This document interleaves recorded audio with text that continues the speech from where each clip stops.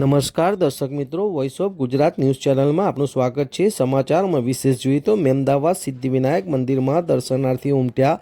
માધ્ય ચતુર્થીએ સિદ્ધિવિનાયકમાં ગજાનન મહારાજને સુંદર ફૂલોની રંગોળીથી સુંદર શણગાર કરવામાં આવ્યો હતો, તેમજ 1008 લાડુનો ભોગ અર્પણ કરાયો હતો। દિવસભર યજ્ઞ અને ભજન સહિત વિવિધ ધાર્મિક કાર્યક્રમો યોજાયા હતા।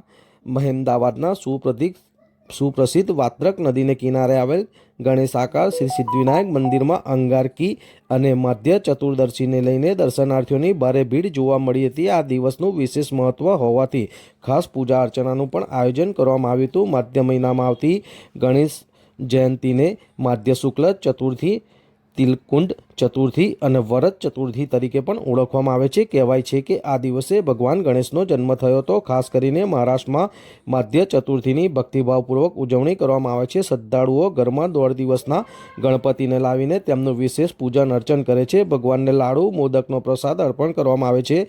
ત્યારે મહેમદાવાદના જાણીતા અને એશિયાના સૌથી મોટા ગણપતિ શ્રી સિદ્ધિવિનાયક દેવસ્થાનમાં આજે વિનાયક અને અંગારકી ચોથ નિમિત્તે મોટી સંખ્યામાં દર્શનાર્થીઓ ઉમટી પડ્યા હતા। વિશેષ દિન હોવાથી ગણરાયાને ફૂલોની રંગોળીને શણગાર કરવાની સાથે સાથે 1008 લાડુનો ભોગ પણ ધરવામાં આવ્યો હતો।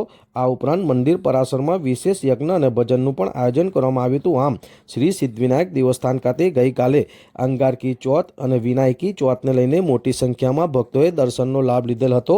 અને આપ દ્રશ્યમાં જોઈ શકો છો એમ નિજ મંદિરમાં યજ્ઞ ભજન કીર્તન પણ કરવામાં આવ્યું હતું અને ગજાનન મહારાજને સુંદર શણગાર કરવાથી સુશોભિત ગજાનન મહારાજ મનમોહક લાગતા હતા અને ભજન મંડળ કીર્તન મહિલાઓ દ્વારા પણ કરવામાં આવ્યું હતું। આમ સિદ્ધિવિનાયક દેવસ્થાન ખાતે ખૂબ જ મહિમાને લઈને અંગારકી ચોથે વિશેષ કાર્યક્રમો યોજાયા હતા।